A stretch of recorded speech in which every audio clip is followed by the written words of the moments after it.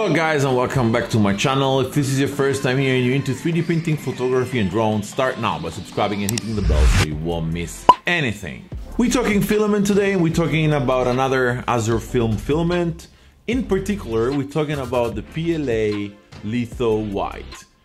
Yeah, you heard correct. This is a special PLA designed for Lithophane.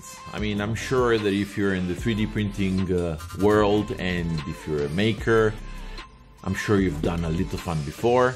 And this PLA brings your experience to the next level. Let's roll the intro first and let's talk about it.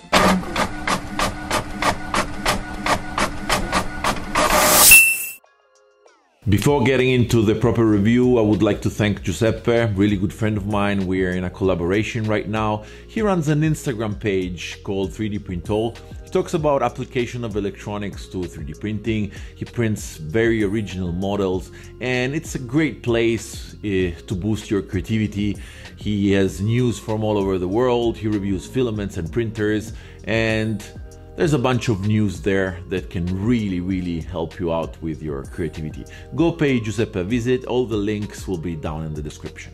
As usual, AzureFilm filaments are spooled and packed in a very nice way. You can see they put a lot of effort in their products, and they deliver a final product which is satisfying to open, to unbox, and to actually print.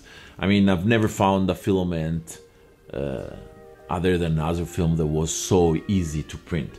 So back to this PLA Litho White. It's not a simple PLA, it's not a regular PLA, it's a Litho White PLA. What does this does? It helps your printer to come out with like better results, emphasizing the different depth of your lithophane.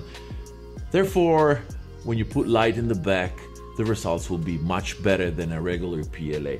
I don't know how technically it does that, but I honestly can see the difference between the printers, the prints I've done with my regular white PLA and the one I'm doing now. This is a very simple Paw Patrol light bulb. Like I fixed it in with a bulb so my kids can have some little light at night, and it came out beautifully. I mean, lines are perfect.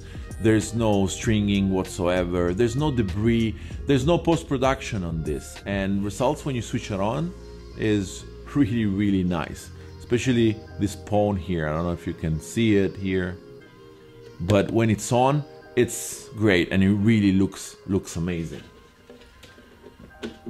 Then I printed out this is the Avengers. Probably you won't be able to see anything here, you will see it in a bit with the light in the back. Same thing, no debris, no dirt. This was printed in draft mode 2.0. No particular setting, just like slowed it a little bit down and respecting what's suggested by Azure, which is like 60%, 60 degrees bed and a temperature between 200 and 230 on the nozzle. I found a sweet spot at 218 and that gave me really great results. So the last thing I printed out as a lithophane is this Layla. I don't know if you can see it. Let me see if I can make it work for you somehow. This Prince Layla from Star Wars. This was printed out just sitting there because it was designed to be printed sitting there, and you can see the difference. So people, if you want to print lithophanes, always go vertically. Find a way to do that. The results will be much better. Although this PLA can be used for other stuff, I used it to create my personal NANOLEAF. Design was from Giuseppe from 3D Printol. If I remember, I'll put the links in the description. It's up here. I'll show you a close-up in a second.